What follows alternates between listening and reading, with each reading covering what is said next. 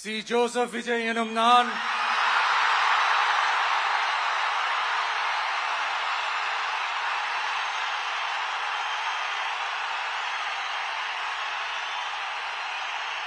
சட்டப்படி அமைக்கப்பெற்ற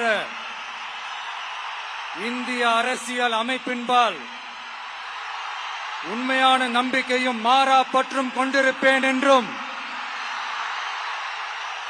இந்திய நாட்டின் ஒப்பில்லாத முழு முதல் ஆட்சியையும் ஒருமையையும் நிலை நிறுத்துவேன் என்றும்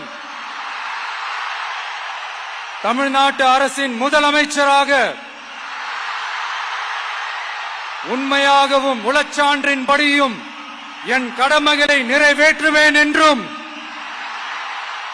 அரசியல் அமைப்பிற்கும் சட்டத்திற்கும் இணங்க அச்சமும் ஒருதலை சார்பும் இன்றி விருப்பு வெறுப்பை விலக்கி பலதரப்பட்ட மக்கள் அனைவருக்கும் நேர்மையானதை செய்வேன் என்றும் ஆண்டவன் மீது ஆணையிட்டு உறுதிமொழிகிறேன்.